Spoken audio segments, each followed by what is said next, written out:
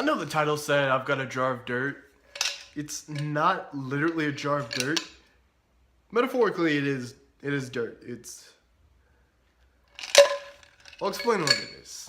For my 50th vlog, it doesn't really seem like that many, but it's actually quite a bit. I thought I would explain this dirt because it's not really good. It's not fun. I just thought I'd explain it because I've never actually told anyone, and I just kind of want some people to understand. Like, it kind of makes me feel like an outcast, and this is why. So let's get started. It's like a pyramid, and here's how it's set up. We've got Mom at the top. We've got Brian here, one of the dads. James here, one of the other dads, and Greg. That was the wrong color. I'm sorry. That one. Is that racist? Probably. And then we've got the kids. Shelby is the oldest of us. And then John, eldest son. Me, middle child. Nina. And then Gia, the youngest. And I mean, obviously you can tell that the colors, there are things going on here. So it started with this one. So Mom was with Brian, and together they had John and Shelby. And that was great and all.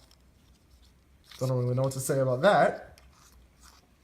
And then, I don't know, something happened between them. And then Mom got together with James and had me. And I don't really know what happened there, but it's like he didn't want me. So he went away for a while. And then who did want me was Greg. And together, Mom and Greg had Nina. The actual planned one in all of this, the only one who was planned, was Nina. She reminds me every day about it. And then, because apparently a lesson wasn't learned, Mom went back to James. And you know who they had? Gia. And James actually wanted her. Like, it makes me feel bad because, like, did I do something wrong? Why did he want Gia and not me? Like, that's 9 years later, and he suddenly decides that he wants one of us.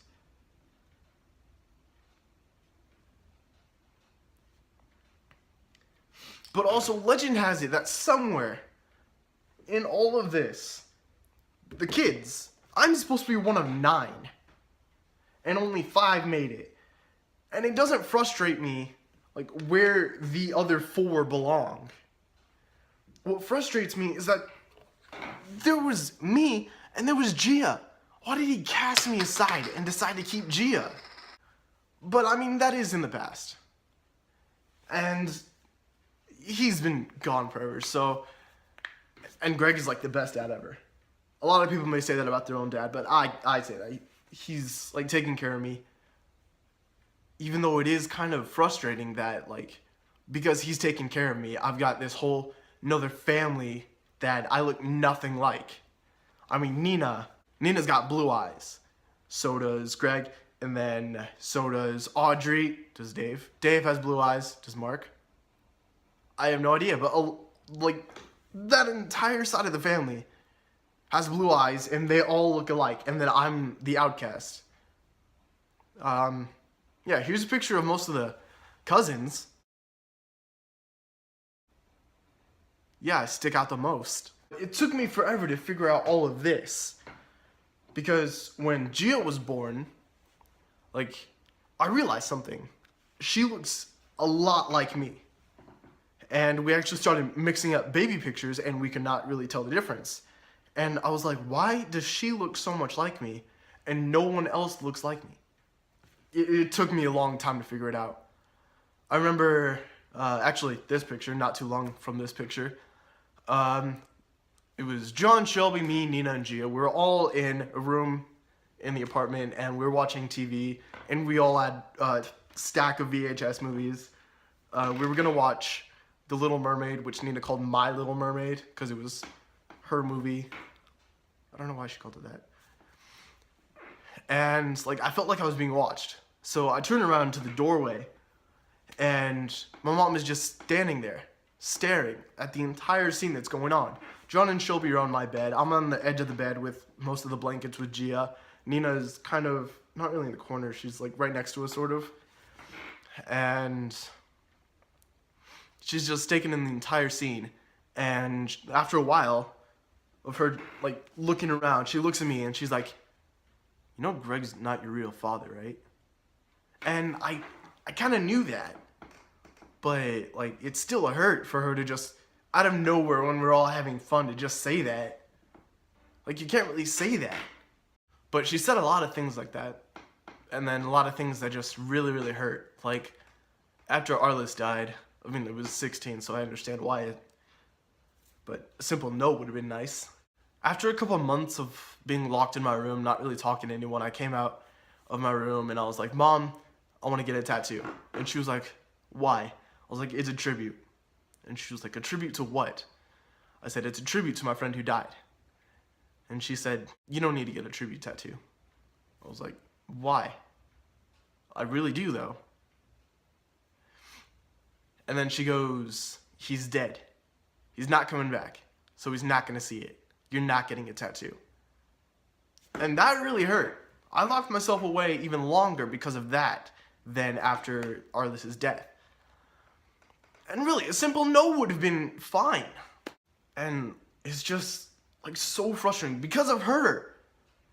It took me forever to figure this out. And I have no idea where the other four would have fit into this.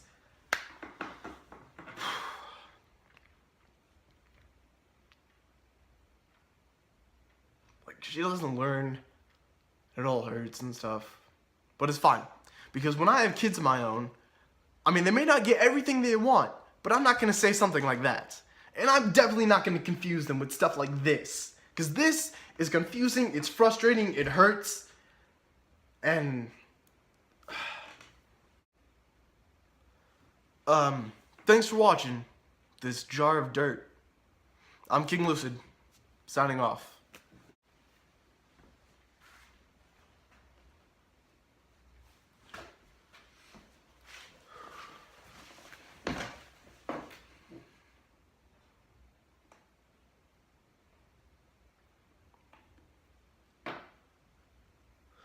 What didn't he want me?